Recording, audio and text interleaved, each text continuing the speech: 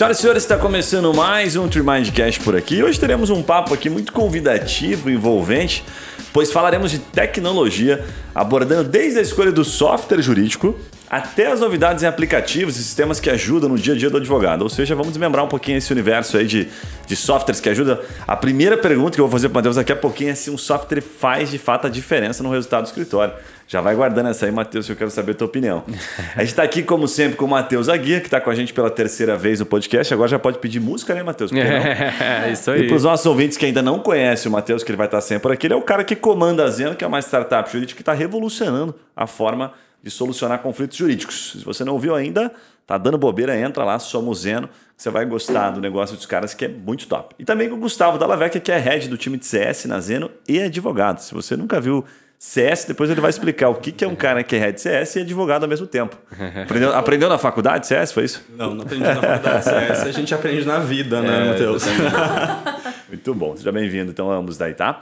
E também com o Juliano Soares, que é a nossa diretora de marketing e vendas aqui da Tremind, e dispensa grandes apresentações, porque é fixa aqui do nosso podcast, então, né, já pede música faz tempo. É de casa. Legal. Gente, vamos ao que interessa, vou dar um contexto. A gente vai falar nesse primeiro bloco sobre software jurídico, né, os sistemas para advogados, CRM, enfim, qualquer nome que... Diferentes formas a gente vai falar o mesmo assunto. E depois a gente vai abordar um pouquinho sobre aplicativos e softwares para advogados, trazendo um pouco de novidade, falando de produtividade, falando sobre aquilo que de fato a gente recomenda, mas que pode gerar algum impacto, tá? Para começar, Matheusão, eu queria te fazer essa pergunta, lançar isso aqui para você, tá, cara? Se dá para considerar que um software impacta diretamente no resultado do escritório como um todo, me refiro ao crescimento, assim, sabe? Com certeza. Se o software é meio, se ele é fim, né? O que você acha? Esse é o ponto, né? Com certeza ele pode impactar no escritório. E se a gente estiver falando de um escritório com, principalmente, mais de um advogado ou com já vários processos, uma boa carteira, tecnologia é uma ferramenta indispensável para você conseguir crescer. Mas também, né, tem que lembrar que ela é meio, não é fim. Tipo, o fim nunca vai ser a tecnologia em si, a tecnologia é o meio para a gente atingir alguma coisa. E a gente vê, às vezes, a pessoa saindo da faculdade e a primeira coisa que ela está fazendo, não tem nem cliente, não tem nem parceiro, não tem nada. Ela já está ali pesquisando e procurando qual que é o melhor software jurídico para ela usar. Porque ela saiu de algum escritório que usava ali, se for aqui no Sul, CPJ, algum desses grandes sistemas, e ela acha que isso é parte da necessidade dela. Mas acho que a gente tem que discutir um pouquinho de quando que é o momento para começar a pensar nisso, né? Bem legal. Eu até separei um ponto aqui. Tem muita pergunta que as pessoas fazem, tipo assim, qual que é o melhor software, né? Tipo isso que você está trazendo agora, né? Às vezes a pessoa não tem familiaridade. Mas antes de a gente falar dos nomes aqui, porque tem vários, inclusive, que a gente tem que tomar cuidado, porque muitos são nossos amigos, né? Temos aqui, inclusive, o pessoal do CPJ, o Eduardo da DVBox, um abraço para o Eduardo, o pessoal da Astra, Promad, enfim, Sage, Aurum, Projuris, tem um monte, né? Agora, o que eu queria começar te questionando, sabe? Algumas coisas separadas assim no direito para a gente entender quanto o software ele é fundamental para a pessoa, até para ajudar a pessoa a pegar o software pensando naquilo ou não. Exemplo assim, tá? Vamos pegar o primeiro ponto aqui. Atendimento, CRM, né? Que é o princípio. O software de fato ajuda nisso ou você acha que um software de advocacia ele deve ser secundário para isso, a situação? O foco dele deve ser mais monitorar processos, prazos? Eu acho que foi essa época já, né? A gente vai ver que quase todos os sistemas, e o CPJ, já que a gente falou, é um desses que iniciou... Foi um dos primeiros, né? Ele era super focado em gestão jurídica. Então, controlar caso, controlar documentação, controlar financeiro. E a gente vai vendo que os softwares vão se modernizando, né? O ADVBox, por exemplo, já vai ter um módulo ali específico para a parte de pré-atendimento, antes de você fechar o contrato. A EasyJur, que é um mais moderno também, vai ter essa parte. Eu acho que a gente está começando a entender que o trabalho do advogado vai além da petição. E os sistemas estão começando a refletir isso, né? Eles estão correndo atrás de abarcar todas as facetas e as realidades do advogado.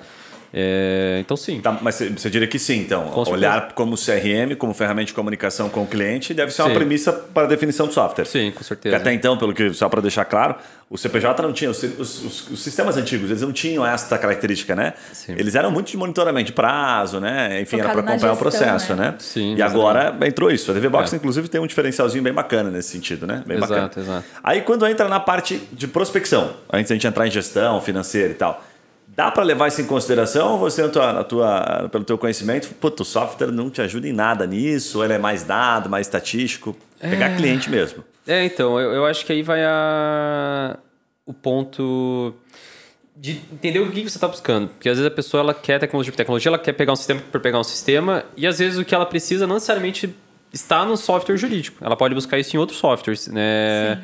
Vamos lá, no começo da minha carreira eu usava Pipefy, eu não usava um sistema de gestão jurídica. Eu tinha lá meu Pipefy, depois a gente vai conversar, acho que sobre ferramentas como essa. É claro. E ela supria a minha parte de gestão. E se a gente está olhando para a parte comercial, de prospecção, tudo isso, por que será que a gente precisa usar só uma ferramenta jurídica? A gente não pode olhar para outras ferramentas do mercado, né? HubSpot, Mosquite, vários CRMs que a gente tem disponíveis no Brasil, a própria RD Station, e o advogado começar, né, a trabalhar com esses outros sistemas também. A divisão de... A gente chama de ERP, né? Um software de gestão geral da empresa é um ERP. Sim. Então, quando você tem sei lá, uma empresa de caminhão, vai existir com certeza um ERP para gerenciar a tua frota de caminhão. Se você tem uma loja, vai ter o ERP para você gerenciar a tua loja. Ela inclui geralmente todas as facetas que você precisa.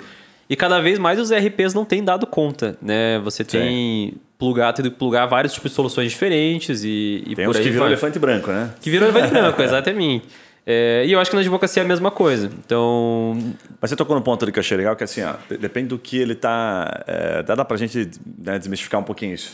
Mas o advogado ele não sabe o que ele precisa para vender, certo? Então, se ele não sabe o que ele precisa para vender, que, né, não aprende na faculdade, não teve essa expertise, vamos fazer um paralelo aqui simples, né? O cara sai e fala, puta, o que eu preciso para vender? Aí ele vai encontrar no software, que está lá inteligentemente, né, colocando aquela informação que, olha, o software te ajuda a gerar mais negócios. Né? Então você trouxe um ponto que assim, puxa, depende do que você espera que exista lá dentro para gerar mais negócio. Então o que o software faz? Fazendo um paralelo rapidinho, a gente fez aqui no nosso segmento de marketing, tem uma ferramenta muito conhecida, que provavelmente os nossos ouvintes aí, o pessoal também conhece, que é o RD Station. Então é uma ferramenta de marketing. Então quando você é absorvido pela empresa, né, absorvido no sentido de, sei lá, de alguma forma você foi impactado, melhor colocando, você acha que a ferramenta é a solução.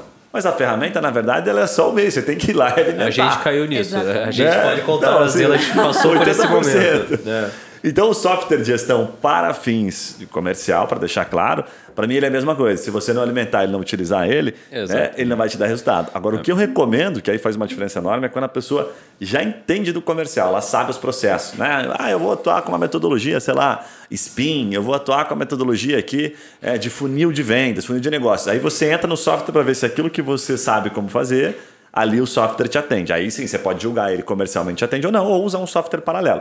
Que geralmente é melhor, né? Que geralmente tem o core, né? Isso que eu ia falar, assim, eu acho que as soluções que a gente tem hoje, e eu tenho medo de falar, porque todo mundo é conhecido, é amigo, né?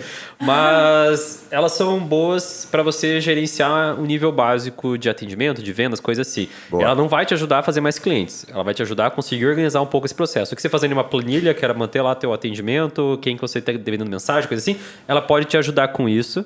Mas elas não são, daí, entrando nesse ponto avançado, você falou, elas não têm estrutura de funil de vendas, você não vai conseguir ajudar realmente a aplicar. Não é o core delas, não é o core delas, exatamente. Então, assim, eu não começaria recém-informado querendo pegar uma ferramenta dessa para gerenciar minhas vendas ou coisa assim, né? Eu começaria sempre ali pela planilhinha básica, entender, ia focar muito mais no que você falou, estudar e entender técnicas, e entender o que faz diferença, porque a plataforma não vai te dar isso. Definir um processo comercial antes de procurar o software e enxergar se ele vai encaixar comercialmente para você, né? Exato. Agora tem outro ponto, né? Então você sai do relacionamento, do CRM, né? Enfim, registrar desde um atendimento. Acho que até para explicar para o pessoal, CRM, né, é a plataforma, se a gente tem o RP que é o geral, CRM é o sistema que vai cuidar. A ideia é cuidar do atendimento como um todo, né? Desde o começo até o final, pós-venda, coisa assim, mas a gente geralmente está mais focado no atendimento inicial. Até a venda a gente geralmente gerencia no CRM e depois passa para outro sistema. Dá para considerar, a gente acaba se acostumando com o termo, mas bem colocado. CRM é atendimento, né? Considere atendimento. O que eu registro do atendimento ali dentro, né? Para simplificar. Aí depois você vai para o comercial, né? Que é a parte de prospecção. Agora, quando entra em gestão, então você tem um desmembramento de gestão ali, eu diria assim, a parte administrativa, financeira, né, entender fluxo de caixa, esse tipo de coisa, eu queria a tua opinião. E também a parte de processo em si, que eu acho que isso é o que os softwares fazem, né, muito bem feito. Né, faz 20 anos assim. Que eles fazem cada vez melhor isso. O que você diria da parte, por exemplo, financeira, que a gente sabe que é uma das pedras nos sapatos dos escritórios de advocacia, geralmente? Legal. Eu acho que essa parte é bem abrangida. Assim, quanto mais a gente está vindo aqui para a de gestão, mais essas plataformas são robustas. Então é o core delas. Elas começaram do processo, foram pegando áreas adjacentes ali, o financeiro, a gestão de documentos, digitalização, tudo isso. Então o financeiro tem muitas ferramentas boas que vão conseguir ajudar a dar uma organização. Principalmente vai estar atrelado com centro de custo, coisa assim. Mas é o que você falou, depende de alimentação. Se você não alimentar, você vai ter dados podres e você vai tirar conclusões podres disso, né? A gente pode ter um sistema, vai estar falando, cara, você lucrou muito esse mês, ou você teve um prejuízo horrível esse mês. A verdade disso depende do que você colocou nesse sistema. Ele não é, né, não tem uma bola de mágica para prever o que está acontecendo de verdade. Você, advogado, me dá 10 segundos para eu te dar uma dica top que vai te ajudar a trazer mais clientes esse ano para o seu escritório. Olha o que está passando aqui na sua tela. Isso é um compilado daquilo que está bombando neste momento no previdenciário. A gente faz isso aqui mensalmente, comparando de um mês para o outro, trazendo não somente volume, mas a forma como as pessoas estão procurando e o que de fato está entrando em termos de processo. A gente faz isso para mais de 12 áreas da advocacia. Legal, Guilherme, mas o que eu posso fazer com essas informações? O que a gente fornece para você são informações estratégicas de acordo com a área de atuação do seu escritório, para que você, com o uso dessas informações, atraia esse público-alvo através de redes sociais, Google ou até mesmo alimente a sua equipe comercial, o seu time de marketing. E o melhor é que a gente entrega mastigadinho. Você já recebe pronto aquilo que você deve fazer, aquilo que a gente recomenda e que traz mais resultado. Clique em Saiba Mais e conheça a versão gratuita da ferramenta ou fale com um dos nossos especialistas em gerar negócios na advocacia. E tem uma parte da gestão dos processos que eu queria te perguntar, o que você acha também, Gustavo, que é a parte de entrar no processo em si, na causa em si, né? Tipo, que ações que me dão mais retorno, entender tipo um Pareto de demandas, pô, no meu escritório tá bombando esse tipo de demanda aqui. São essas informações assim que os sistemas pintam pra gente, né, como se aquilo fosse fazer um baita de um diferencial. Tá? Não é uma crítica, na verdade, é só uma reflexão. A gente sabe que muitas delas ajudam, mas se o cara souber como utilizar aquela informação. Agora, dos tempos de escritório de advocacia, que informação que vocês acham que, de fato, assim, tipo, é a ação que dá mais retorno? Porque daí eu, já sei que essa ação dá mais retorno, sei lá, o dinheiro vem em menos tempo, vou atrás de cliente nesse tipo de ação. Que tipo de informação que você fala assim, cara, essa informação é crucial? Vocês diriam que é um indicador, assim, para simplificar? Dessas que o sistema entrega tão bonitinhas. Vem alguma coisa em mente ou não? Eu acho que depende muito Depende muito do que a gente está buscando. Eu acho que hoje... Vou falar mais perto aqui, senão... Fica tranquilo. Eu acho que depende muito do que a gente está buscando e da área do direito que a gente está atendendo. Assim, não tem como a gente trazer um parâmetro do que é mais... viável e de qual é o dado mais importante. Na opinião de vocês, por exemplo, na Zeno, lá tem algum indicador que a gente olha mais, assim, como software? A Zeno como um todo é bem data-driven, né? Tipo, esse é um dos principais trabalhos do Gustavo ali na operação, ele lidera tudo isso. E o que é ser o data-driven? É você tentar buscar a partir dos dados conclusões e movimentar suas decisões em cima disso. Então a gente monitora todo tipo de dado, né? Desde, assim, passa os indicadores que a gente tem da operação. Hoje a gente olha tempo de processo, então a gente olha o tempo, a duração do processo, a gente olha causas ganhas, causas perdidas, acordos que foram realizados. Então a gente consegue olhar, por exemplo, casos contra empresas aéreas. Eles têm uma possibilidade maior da gente entrar com acordo. Então a gente consegue imputar tudo isso dentro do software para a gente extrair esses dados depois. Então a gente consegue pegar tudo isso, mas é igual o Matheus falou, é tudo que nós temos que colocar lá dentro. É tudo alimentado por nós e é interno e é um trabalho manual que pode ser talvez robotizado, a gente pode utilizar a tecnologia a favor disso. Tem algumas coisas que são robotizadas já. Mas você vê que assim, é engraçado que o Matheus te passou a bola, assim, você não está vendo em registro nenhum isso, está na tua cabeça. Sim. Aquilo que está na cabeça geralmente é aquilo que é mais latente e que é mais importante, ou aquilo que a gente conseguiu aprender até agora e que memorizou. Então você trouxe dois dados que são fundamentais. Primeiro você trouxe tempo de processo, depois você trouxe probabilidade. Então, tem o tempo de processo, probabilidade e depois dinheiro. Então eu falo assim, aqui eu tenho uma probabilidade X, tempo de Y e a grana... Acabou, esses são os dados que você precisa. Exato. E isso a gente consegue pegar lá dentro também, porque a gente consegue fazer a mensuração de possibilidade de êxito da ação e, com base nisso, entender se a gente vai realmente ganhar dinheiro em cima dessa ação ou não, se o advogado, membro da nossa comunidade, também vai receber a porcentagem de êxito dele em cima disso e tal. Então, a gente trabalha bastante em cima desses dados para realmente entender se aquela ação vale a pena a gente ter na nossa carteira o cliente, porque às vezes não vale a pena monetariamente para o cliente contratar um advogado, contratar a Zeno, contratar alguém para ir lá e receber R$500 no final da ação, sendo que a causa dele é a de 300, sabe? Então, tudo isso a gente passa, porque no final a gente pensa, eu como líder de CS também e de sucesso do cliente, a gente pensa na vida do cliente e no cliente ser o centro da nossa relação. Então não adianta a gente ganhar 50 reais em cima dele, sendo que, na verdade, a gente poderia auxiliar ele de uma outra forma e dar uma orientação jurídica melhor para ele ter uma chance de êxito melhor mesmo, sem a gente precisar explorar ele. Alinhamento de expectativa, né, Gustavo? Exato. Se o cara tem uma expectativa, puta, eu vou ganhar uma grana nesse processo aqui, vou trocar de casa. Aí no final sobra uma... E não só isso, porque como você falou, às vezes o processo é um furacão que passa na vida da pessoa. Né? É um troço angustiante, é um troço ansioso. Pra você, no final, dar 50 reais pro cara, era melhor ele não ter passado por isso, às vezes. Sim. E que eu acho que faz sentido que você falou, Gustavo. Muitas vezes o que você analisa lá na operação, lá nos processos que estão andando, vai influenciar a estratégia comercial lá da nossa frente, né? O time de vendas vai mudar. Já teve ações que a gente recomendava para o cliente entrar, com base nos dados que a gente coletou de êxito, a gente parou de recomendar, né? Então, a jurisprudência mudou, aqueles golpes de banco que o pessoal caía, empréstimo falso, coisa assim. A jurisprudência já foi mais favorável, agora a gente tem, né, entendido que a jurisprudência em alguns estados está mais negativa. Naqueles estados a gente para de recomendar esse tipo de ação e orienta os advogados que fazem parte da Zeno também a agirem dessa maneira. Então o dado ele acaba conectando não legal. só o local, né, mas a visão holística também da coisa. Né? Sim. Cara, tem mais uma pergunta aqui curiosa para te fazer, que é o seguinte: você trouxe num podcast com a gente uma vez aqui um dado bem legal, não lembro o número exato, tá? Mas era 70 e poucos por cento ou 80%. De não recomendação dos escritórios, né? Para dar um contexto melhor, pessoas foram entrevistadas, né, por escritórios de advocacia ou, enfim, por, né, empresas que fazem esse serviço, e as pessoas atendidas por escritórios, 75% delas, você me corrige aí, disseram que não recomendariam o escritório, né? Isso está muito atrelado, até inclusive não pelo ganho da causa, né? Talvez não. Muitos dessas pessoas, diga-se de passagem, devem ter ganhado a causa. E ainda assim não recomendariam pela frustração que tiveram do atendimento. Cruzando isso com o software jurídico, eu queria te perguntar o seguinte: o que você recomenda que, cara, de fato, no software, e que geralmente tem lá no CRM, como a gente estava falando de atendimento, seja alimentado para que esse percentual seja reduzido em determinado escritório que dá valor para aquilo? O que tem lá dentro que, se o cara usar de fato da forma correta, vai reduzir esse percentual, que é um padrão de mercado?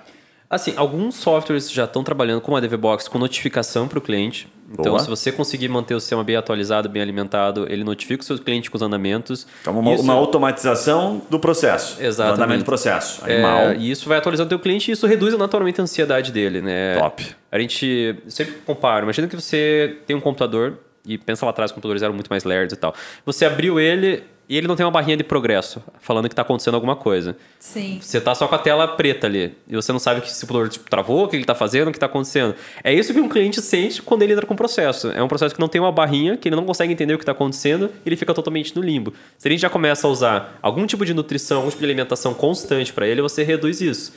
Mas os softwares ainda estão bem incipientes, assim, nesse lado de olhar pro cliente. Mas aí dá para usar. Só que você vai ter que dar os teus jeitinhos, assim. Hoje a gente olha muito lá, vou agendar tarefa. Que tipo de tarefa? Estudar antes da audiência. Vou agendar que eu tenho que fazer um relatório. Vou agendar que eu tenho que pesquisar sei lá o quê. Por que você não coloca lá um agendamento também, informar o cliente de andamento? Uma vez por mês, Sim. fazer uma ligação para o cliente, mandar um SMS para o cliente, qualquer coisa. Você pode usar na tua rotina, colocar, né? Usar o software na tua rotina para conseguir colocar tarefas que envolvem gestão de cliente. Começar a olhar para esse lado também como parte da tua responsabilidade, para você baixar aí essa insatisfação do... Bem legal. Ou prevenir isso. Mas o ponto que você trouxe ali de realmente informar o cliente, né, sobre o processo, talvez, eu não sei o dado, talvez você saiba o dado, mas deve ser, cara, o maior percentual, né, desses 75% que não recomendo.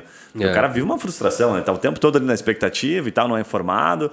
Mas ele é informado, perdeu, não, sabe? Sim. Então, ter esse acompanhamento simples, de fato, é fundamental, né? Se o seu software permitir isso, acho que é um bom caminho.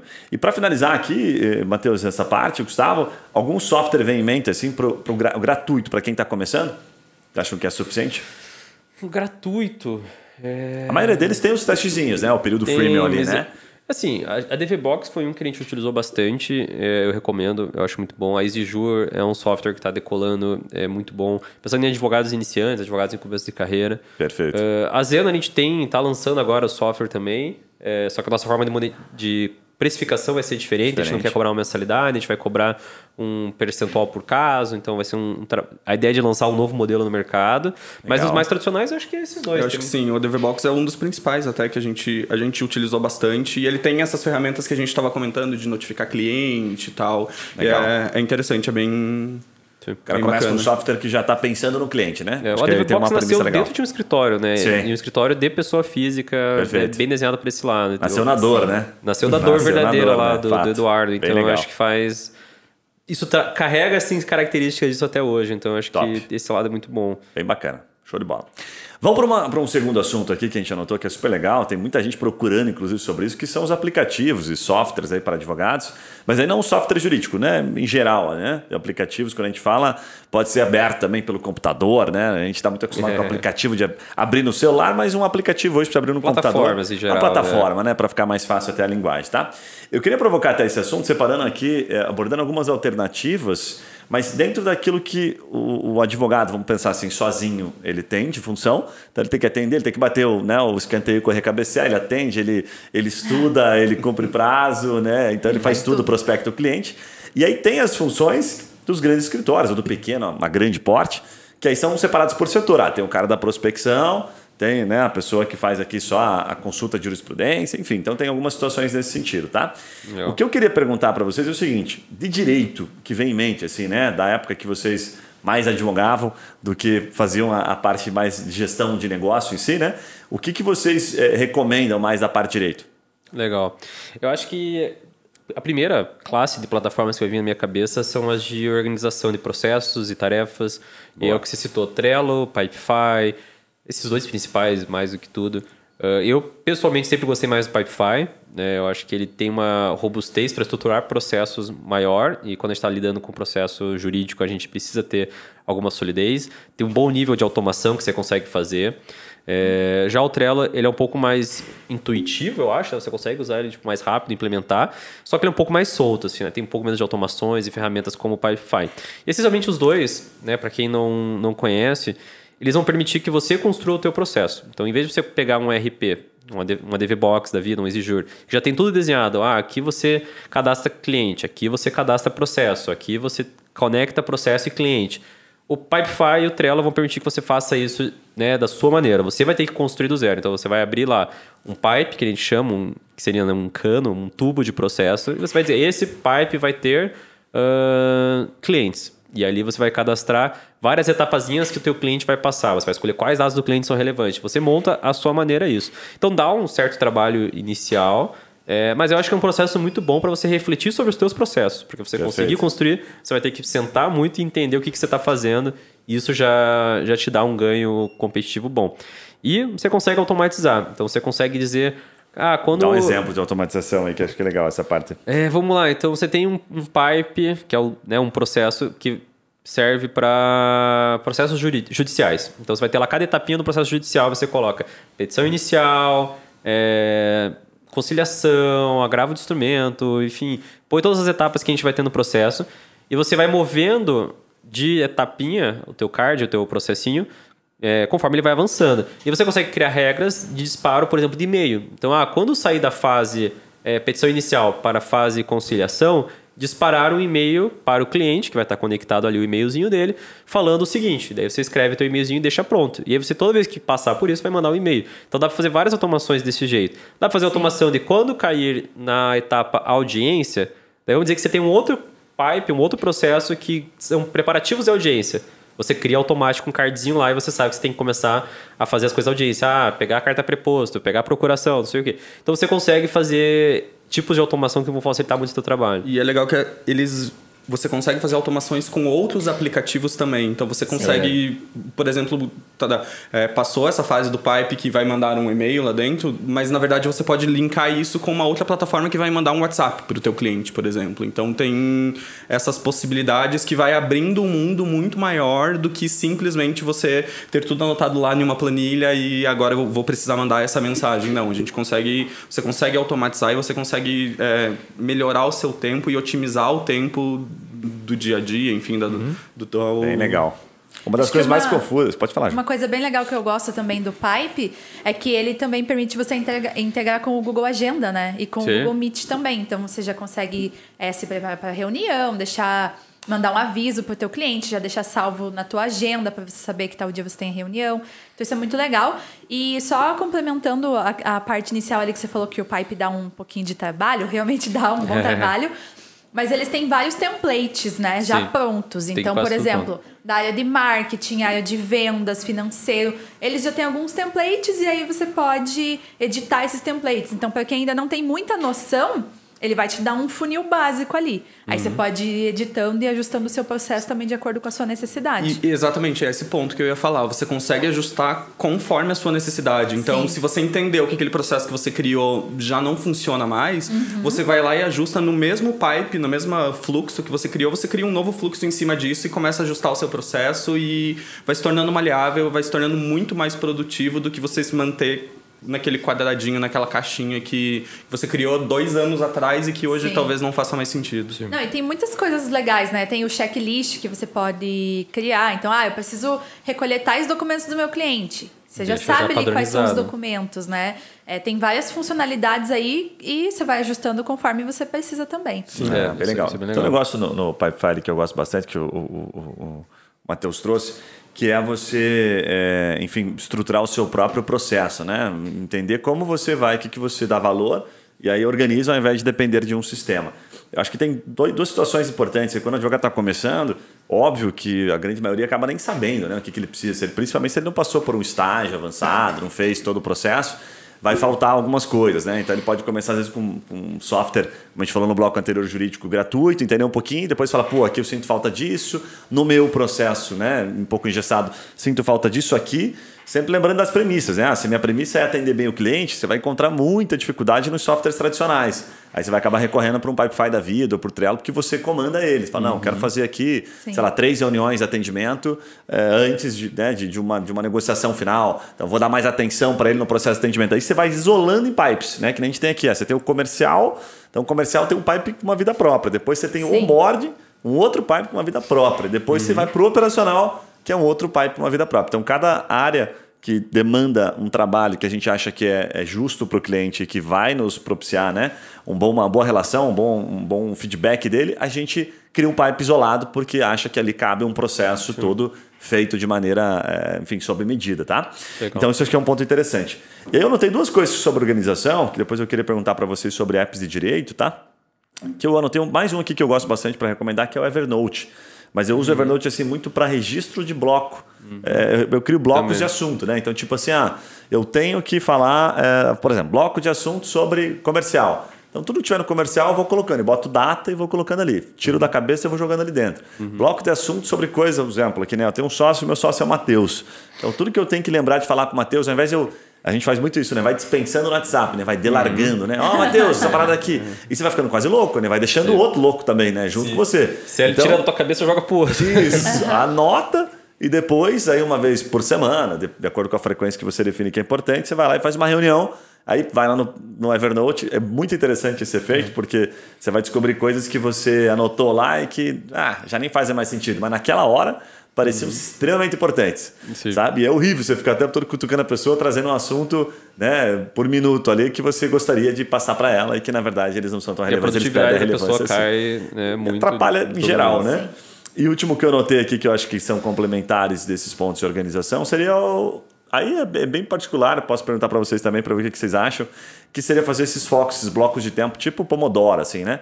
Tem um aplicativo chamado Tomato lá, né? Para colocar o termo em inglês aqui, que ele faz isso, né? Você ativa ele, fica 20 minutos, 40 minutos concentrados, enfim, e que se relacione diretamente com os timesheets, né? Que ainda é utilizado por vários escritórios. Tem escritório grande que usa ainda. Para fins de cobrança, né? Como é que é essa relação aqui de usar assim Pomodoro rola isso? Vocês acham que funciona e timesheet?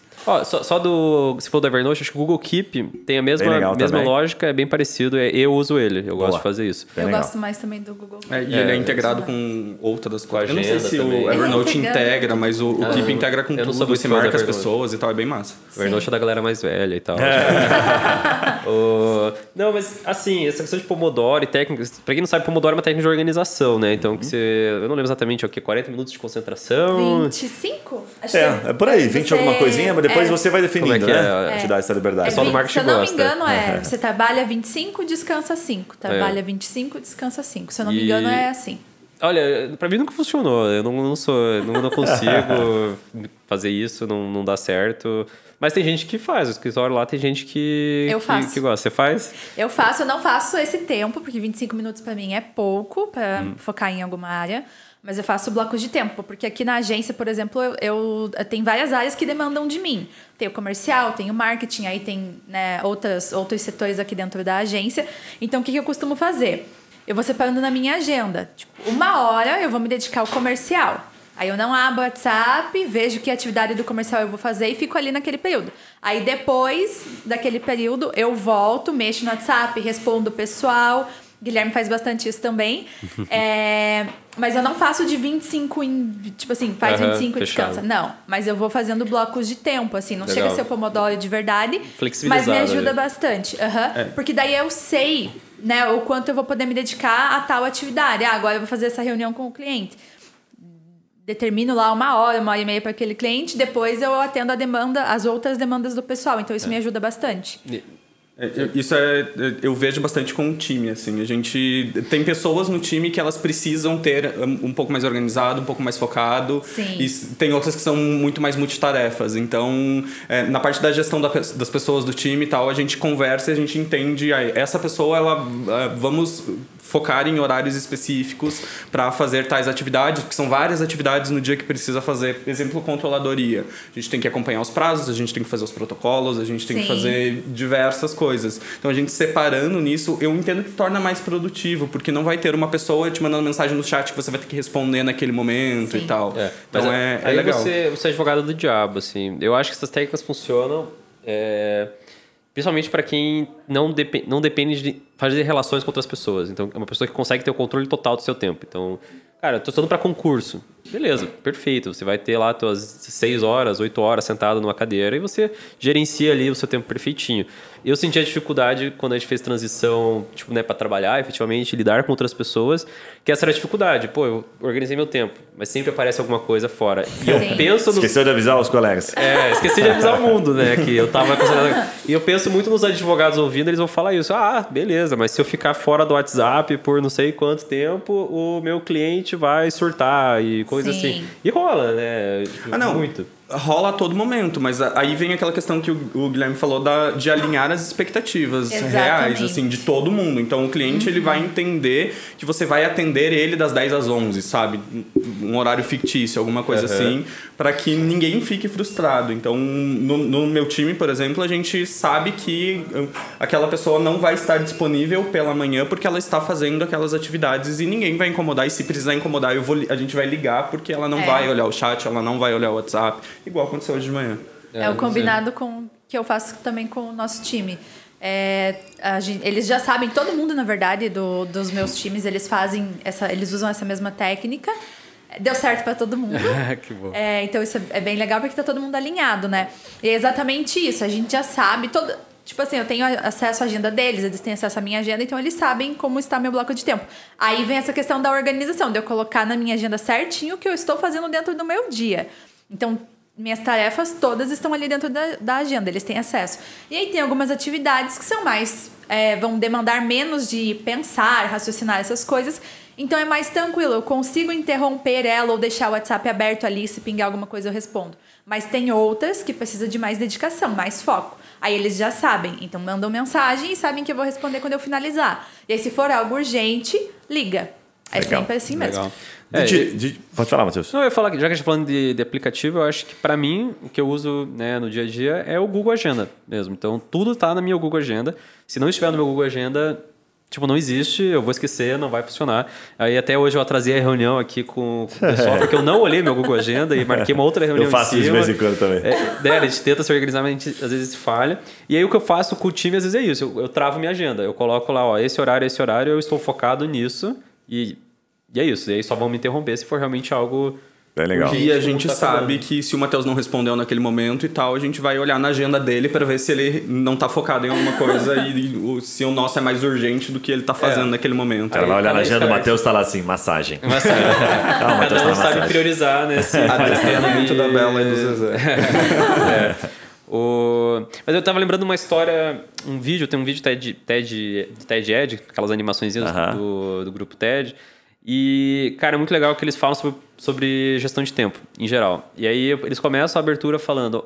não lembro o nome da sonda que foi enviada para Marte, mas assim que ela pousou, passou um dia, começou a dar problema a sonda lá. Então ela tava pegando coisinhas em Marte, lá, não sei o que, fazendo experimentos. E começaram a dar problema, acharam que era vírus, acharam que era um bug, alguma coisa assim. E aí foram descobrir que era uma falha de programação na parte de gestão de tempo deles. O priorizador, não lembro o nome da seçãozinha lá que cuida disso. Mas realmente o robô não conseguia priorizar o que fazer primeiro. Então ele começava a fazer uma coisa, largava e ia fazer outra, largava e ia fazer outra. Tipo, e aí falava, cara, se uma máquina tem problema com isso, imagine a gente. Mas provavelmente quem configurou o robôzão lá foi alguém que tinha um problema com produtividade. Com gestão do tempo. Dá pra pagar isso aqui. Isso aqui não errado o algoritmo, né? O estagiário foi apagou. Colocando várias, né? Urgente. Pintou tudo de vermelho pra ele.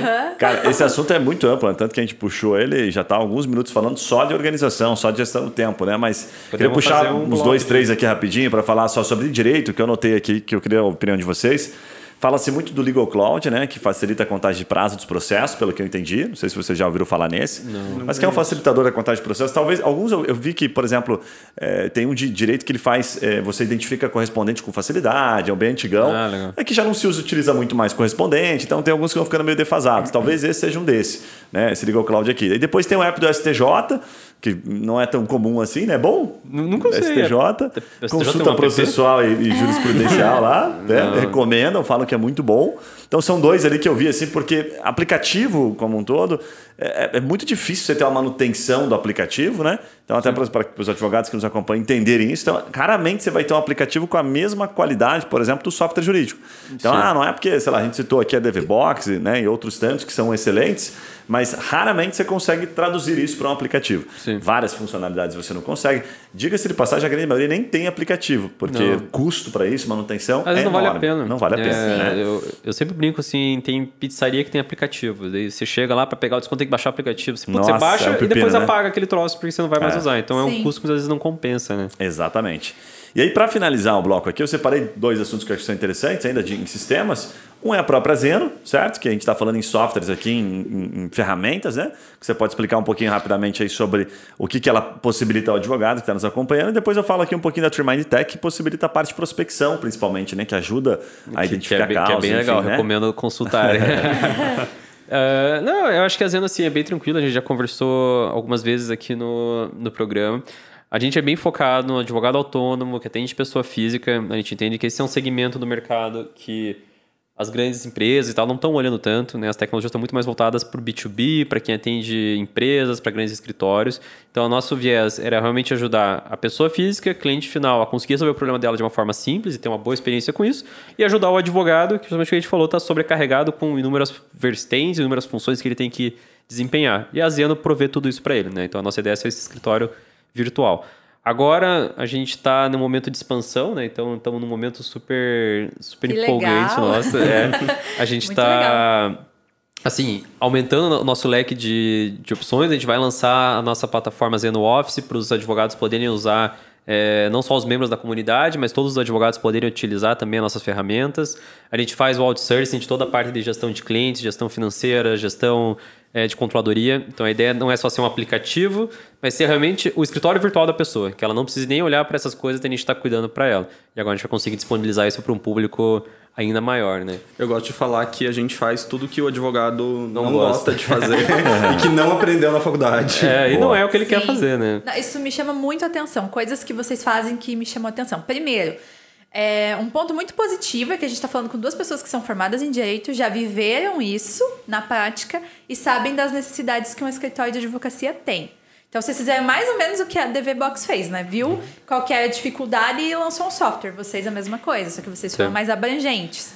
E a segunda coisa que me encanta na Zeno é a experiência do cliente. É se preocupar com isso, tanto com o cliente de vocês, no caso, advogado, quanto o cliente do advogado. Né? Então, essa cultura de vocês, ela é maravilhosa, ajuda bastante e eu acho que tá na hora mesmo dos escritórios começarem a perceber isso também, né? Porque eu sei que é uma dificuldade dos escritórios entender, pra gente ainda, né, pros mais... Pra quem não tá tanto na área de marketing e vendas, não é tão comum se preocupar com a experiência do usuário, com o sucesso do cliente. E agora, para os advogados, é mais difícil ainda. Então, entrando, vocês trazendo essa cultura para dentro da empresa de vocês e para os clientes, vai fazer com que as pessoas passem a se preocupar com isso cada vez mais, né? Bem legal. É um pouco do nosso propósito, né? Bastante, Sim. na verdade. Boa, bem bacana. Muito bom. E para finalizar, aqui a Trimind Tech, para você acessar lá, trimind.com.br/tech, né? Ou coloca só lá no Google Tech, você vai encontrar. É uma ferramenta que a gente, basicamente, o que a gente faz, né? Ciência de dados aplicada ao direito. A gente mapeia causas do direito que estão em alta, que estão em ascensão, que estão em queda, né? Que são recorrentes. Fala, putz, isso aqui dá para você, né, comprar o pão todo dia, sabe? Então, a gente não só mapeia ela, entrega para você de graça, você tem esse acesso de graça. Hoje são mais de 17 áreas, salvo engano, lá de graça no site. Com cada uma, com 20 termos que são utilizados pelas pessoas. E o percentual dentro de cada um. Você fala assim, puxa, dentro, sei lá, da área criminal, você tem 15% das pesquisas se concentrando em tráfico de drogas, pena por tráfico de drogas. Então você já sabe, 15%, né, dá uma relação. Inclusive a gente vai ter agora número, vai abrir os números, né, do tráfico mensal e depois por região. E o que a gente vai trazer muito, muito em breve, a gente já está começando, inclusive, a colocar em prática, é esse cruzamento com a efetividade de processo do tribunal. Sim. Então é saber assim, tipo, tivemos aqui, sei lá, no mês de janeiro, 15 mil pesquisas de habeas corpus. Ok, mas quantos de fato, né, entraram lá no Projude? Então, puxa, entraram 7.500. Então, o cara que pesquisa, a cada 2, 1, está realmente com, né, a probabilidade de fechar um negócio é 50%. Esse cara é quente. Sim. E aí você vai conseguir focar muito mais a sua energia naquilo que realmente importa. Até numa gestão, umas campanhas, né? Marketing em si vai ser muito mais saudável. Porque você vai descobrir, por exemplo, sei lá, o cara pesquisa muito sobre determinado assunto. Exemplo aqui, verbas decisórias, trabalhista, que é aleatório. Mas os pedidos que existem, de fato, que entram, são 10% daquilo que tem de tráfego de pesquisa. Então, a cada 10, você provavelmente vai fechar um negócio. É trabalhar a probabilidade mesmo, porque aí você tem uma ciência, né, muito mais avançada no direito, certo? Casa com o data-driven que a gente falou no começo. Perfeitamente. É muito data-driven, de fato. Legal. Sim. Bom, vamos para o último bloco aqui, que ele é um pouquinho mais... ele se relaciona, de certa forma, mas é porque ele é curioso. Muita gente ainda pergunta sobre isso, né? Principalmente em assuntos, principalmente para quem está... Principalmente não, para quem está, de fato, na faculdade, porque quem já se formou não quer mais saber disso, que é o chamado... Eu não sei nem pronunciar direito, vou pedir para vocês me corrigirem. Eu não sei se é vademecum, se é vademecum, se é veidemecum, entendeu? Porque a palavra é um palavrão isso aqui, né? Como é que é a pronúncia? É vademecum. Vademecum. Então não estava errado. Todo mundo fala vademecum, mas ninguém corrigiu. Em latim não é assim. Ficou esse nome agora. E é temido esse, né, gente? Eu queria perguntar o seguinte, eu queria pedir primeiro para você dar um contexto do que é e depois já começar dizendo para a gente se ainda vale a pena utilizar. Eu vi, me parece uma bíblia, né, para você usar durante a faculdade. É imenso. Como é que é essa história do vademecum, se vale a pena nos dias de hoje, né, com tanta digitalização assim? E depois eu quero fazer algumas perguntas aqui que as pessoas fazem sobre isso. Legal. Cara, eu comprei um vademecum no final da faculdade porque na prova da OAB você pode usar ele para consultar algumas coisas. Então foi o único momento que eu comprei. No restante da faculdade eu usei o Dr. Google, né? Você joga qualquer lei no Google, a primeira coisa que aparece é ela, né? O Planalto tem... Sim. Isso é uma coisa legal do Executivo Brasileiro. O Planalto tem todas as leis lá tabuladas, tudo bonitinho. Você pode até jogar o artigo, se quiser, que às vezes já aparece direto no artigo que você quer. Então, você não precisa pegar, abrir o teu livro, procurar lá CDC, você joga do Google, vai aparecer. Para mim, estudante de direito que anda com vademecum embaixo do braço é porque quer andar com o vademecum embaixo do braço, quer mostrar para os amigos que tem, quer mostrar para, né, andar com ele no ônibus e tal. Quer fazer um exercício. Você usou também, Gustavo? Ou foi só pra prova da hora? Nunca usei vademecum na minha vida. Mas tinha os amigos que usavam ou não? Tinha. É que o vademecum ele precisa ser atualizado todos os anos, né? Então é muito mais fácil você ir lá e pegar o Dr. Google e pesquisar e a lei vai estar lá atualizada do que você pegar um vademecum desatualizado de 2017 e errar. Mas eu tenho um amigo que trocava de vademecum uma vez por ano. Tem materialzinho escolar, sabe? Ia lá, comprava um vademecum novo pra dizer e jogava fora, ou doava o antigo. Mas eu já errei questões e já, tipo, fiz... provas, enfim, lendo a lei antiga e errei porque o número do artigo estava errado, porque eu estava falando o artigo da lei antiga porque o vademecum estava desatualizado. Caramba! Porque tem a possibilidade, então, às vezes você está fazendo uma prova, você vai lá na biblioteca correndo, pega o vademecum emprestado. Na biblioteca tem vários. E o vademecum estava desatualizado, você foi lá e se ferrou porque você não entendeu certinho. Então, você sabe o que me parece, assim, fazendo uma analogia, é a história do livro físico, né, com o Kindle. Então, não tem o certo e o errado, existe só esses apontamentos que o Matheus bem trouxe, você também, né, Gustavo, de olha, pode ser que você vai ter que trocar, né, o vademecum de um ano para o outro, para você não citar um artigo que já não rola mais, está desatualizado. Mas a lógica do livro físico para o Kindle era muito semelhante. Por exemplo, eu não me adaptei com o Kindle, não gosto do físico. Mas talvez eu não utilizaria o vademecum, porque eu teria que comprar todo ano e ficaria com medo se aquilo ali já não mudou, a limitadora é caro, né? Quanto custa um, só para ter? Acho que é uns R$200. Na minha época era 200, agora deve estar uns 300, 400 reais. Assim, acho que esse é o principal ponto. Aí eu trouxe aqui até um ponto que muita gente não sabe, que existe o aplicativo, de fato, vademecum, né? Para iOS e para Android. Existem mais de um, existem vários. Existem vários, né, aplicativos, né?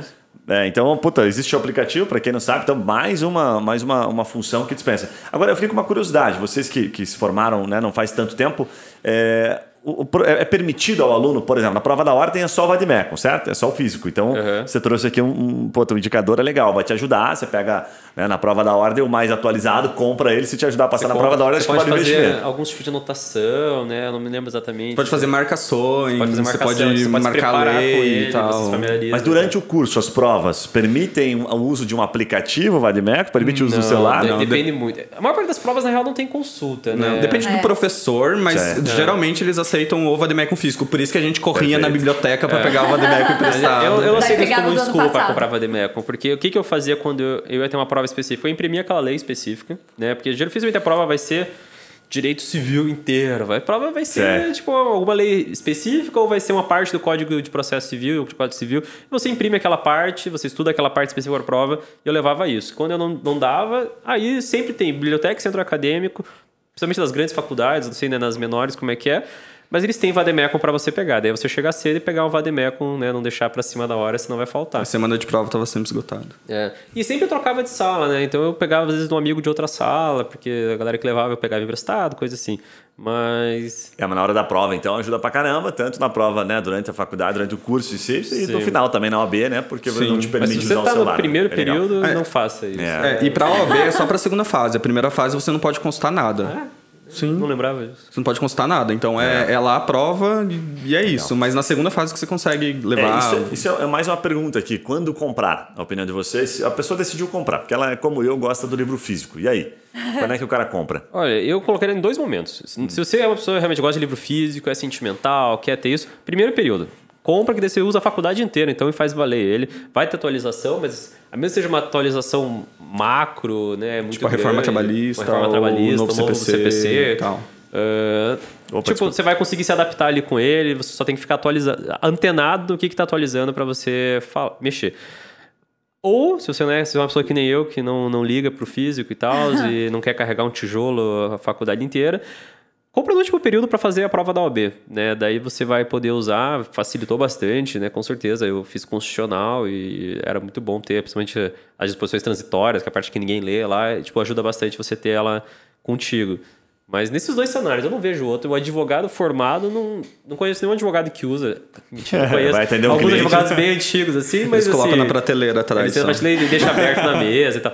Mas, via de regra, você não vai usar. No dia a dia, você vai jogar no Google, vai procurar jurisprudência, já vai vir com o artigo que você precisa, enfim. Sim. Você acaba decorando muita coisa também. Eu discordo. Eu acho que deve ser só no final e você não precisa ter no começo. Nos primeiros períodos, você não vai nem acessar a lei. Você vai ficar sociologia, filosofia, antropologia. Mas é pra quem é sentimental, daí quer ter, que nem o Guilherme, que quer ter um livrão e tal, dizer que esse era o meu vademecum quando eu me formei, mostrar pros netos e tal. Leva na formatura, sujo, né? Tudo rabiscado. Aquele tipo, dá presente pra avó, assim, né? Fala, vó, olha, isso aqui é especial pra mim. Gente, ele é pesado de verdade. Vocês não têm noção. Sim, eu já peguei, já vi algumas vezes. Carregar aquilo na mala é... Aonde habitam, né? Parece Eu tinha uma professora, quando eu fiz curso de administração, eu tive aula de direito civil e direito trabalhista.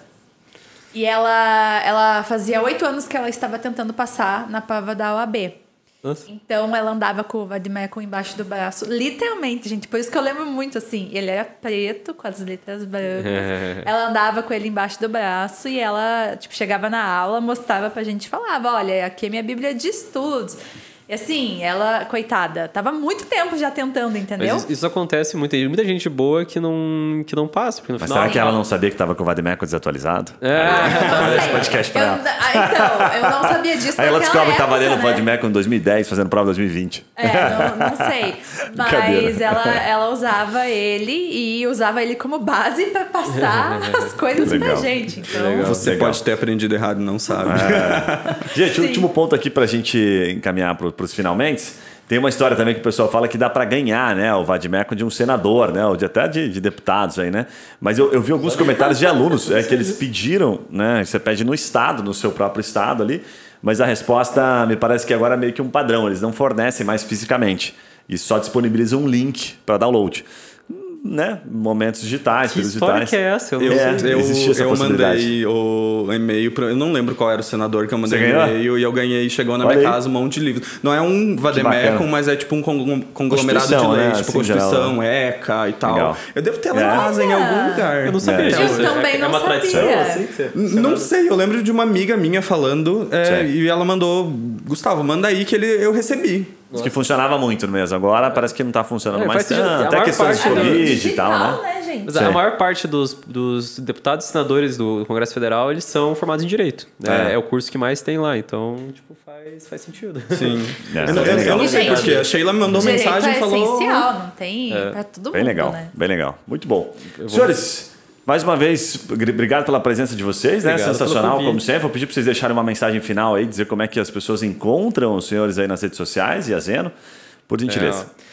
Pode procurar somoseno.com.br que você vai achar nosso site. Nas redes sociais a gente é Somos Zeno, principalmente no Instagram a gente sempre tá postando coisa nova. Zeno com Z de zebra, né? Porque você falou assim, Eno, vai parecer aquele de cabelinho, né? Não, Somos Zeno, Zeno, É Zeno. Zeno que Zeno. Falaram que tem um personagem do Dragon Ball Z que é Zeno também, então é Ah, igualzinho, então ele joga lá. E é isso, pessoal. A gente vai estar soltando bastante atualização nova na plataforma, vai estar lançando novos produtos, então acompanha lá que você vai ver coisas boas. Bem legal. Aguarde novidades. Gustavo, alguma dica aí de CS, pessoal? Rápida e certeira? Como é que o pessoal te encontra aí também? Eu acho que a cultura de customer-centric, cliente-centrismo é essencial. Dá uma lida aí na internet, pesquisa e tal, que é basicamente manter o cliente no centro das suas relações, pensar sempre com o cliente. Então, Boa. Pesquisa que eu acho que vai ser sucesso. Tem bastante conteúdo. Tem Bem bastante legal. conteúdo. Muito bom, Bem muito legal. bom. Ju, E como alguma que a dica? gente te encontra? Eu sou o Gustavo Dallavecchia, então vai ser sempre Dallavecchia, @Dallavecchia em tudo, LinkedIn e tal. E tô lá nas redes da Zeno também, se procurar vai me achar por lá. Fechou. Maravilha. Ju? Meu Insta é @JulianeAPSoares, meu LinkedIn também e também pela Trimind, né? Toda semana eu tô lá postando story falando com os advogados. Já sabe, é isso. Toda semana a gente traz aqui um podcast, sempre alternando entre os assuntos. Hoje um assunto até relativamente... Diferente. Diferente. A gente vai trazer assuntos E muito diferentes assim. gostoso, né? E Fácil vai pra alternar. organização, fácil. produtividade. E vai alternar entre assuntos mais autênticos, no sentido de que coisas que a gente quer compartilhar e que às vezes a pessoa não está diretamente procurando, tá? Então não deixa de mandar um feedback pra gente. Tenho recebido alguns feedbacks ali, guilherme@treemind.com.br. Fica à vontade, ou nas redes sociais. Em geral, o pessoal comunica com a gente. Um abraço e a gente se vê nos próximos podcasts. Tchau, tchau. Valeu! Tchau. Tchau, gente. Valeu, pessoal.